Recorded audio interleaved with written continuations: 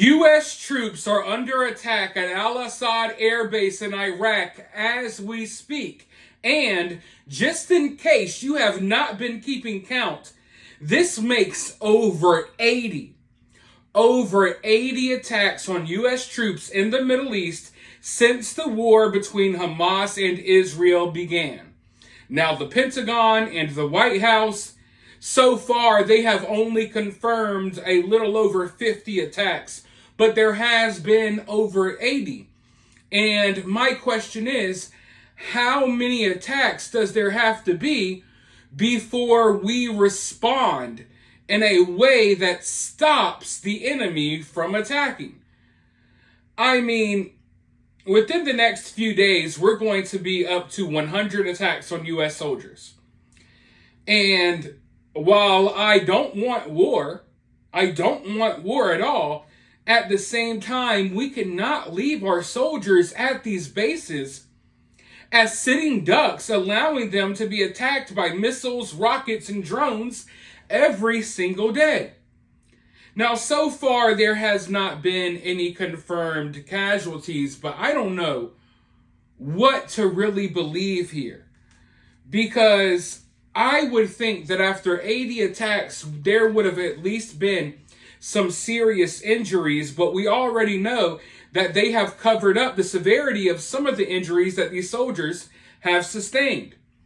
Now, yesterday, I reported to you all that the Houthis in Yemen hijacked a ship that left Turkey. It was on the way to India, but the Houthis claim that there were weapons aboard the ship that were for Israel. Now, there's a lot of talk going on. From everything I see, I think the Houthis are lying about that. I think the Houthis misjudged who was aboard this ship and maybe what was aboard this ship. But nevertheless, they hijacked it. And yesterday there was a lot of talk. Some people believed that the Houthis used speedboats to, cruise up alongside this cargo ship to hijack it. But the Houthis were claiming that they used a helicopter. Now, I saw military experts from around the world weigh in on this situation, and a lot of them did not believe that the Houthis used a helicopter. Well, guess what? The Houthis used a helicopter, folks. The Houthis flew up on a helicopter. They had speedboats as well. They landed their troops right on this ship, and they proceeded to take it over. They even posted video of it, and we're about to watch that video right now. Hopefully YouTube allows me to post this video. I'll be surprised if they do, but I really want to show you what went down yesterday. It's scary and it's interesting, and these are the type of things that are going on in the world around us as you play Candy Crush on your cell phone, as you scroll through your phone looking through TikToks. The world around us is going crazy. War is breaking out all over the place. People are getting ships hijacked. I want you all to understand that we are very lucky to live the lives that we live. It's very easy for us to focus on little things and to not worry about what's going on in the world, but I think that time has passed. The time where you could just ignorantly, and I don't mean that in a negative way, but you could just be ignorant towards what's going on in the outside world, that time has passed. I think people here in America especially have gotten way too comfortable. And that's why America has gone downhill. Everyone's comfortable. Everyone's focused on their own things. And there's nothing wrong with that. But at the same time, we have to wake up. We have to lift our heads up off the table. And we got to start looking around at what's transpiring around us, because the world is heating up. It's hard not to notice. Yet some people are still stuck with their heads in the ground like a freaking ostrich. Isn't it an ostrich? Don't ostriches do that? Or is that a different type of bird? Is it an emu? What's the difference between emus and ostriches? Maybe the world will never know. But without further ado, let's go ahead and roll this clip, and then I'll be right back with more thoughts.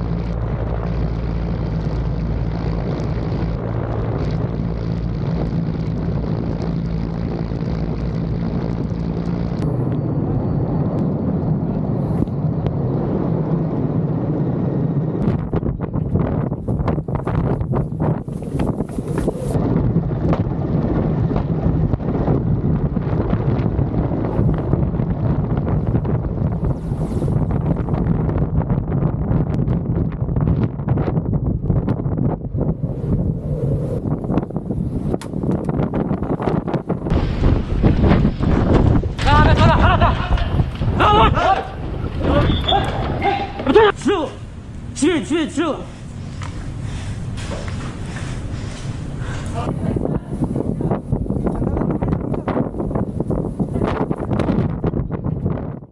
哎呦，我给把这个打。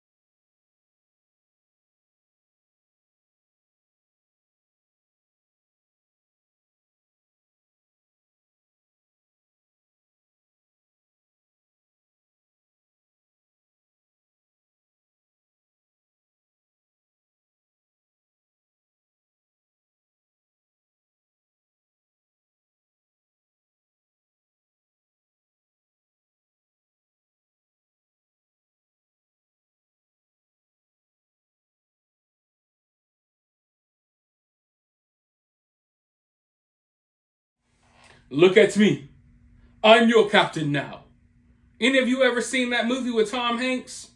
When the Somali pirates take over the ship, what is that movie called? Captain Phillips or something like that?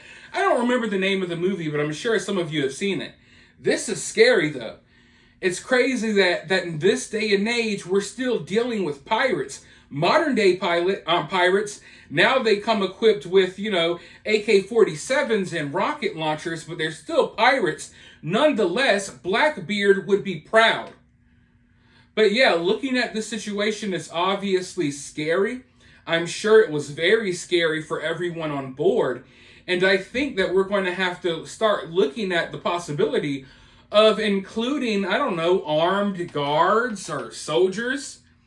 Maybe they need to put some soldiers or armed guards on these ships as they traverse through this area of the world. But then again, that may just lead to more bloodshed.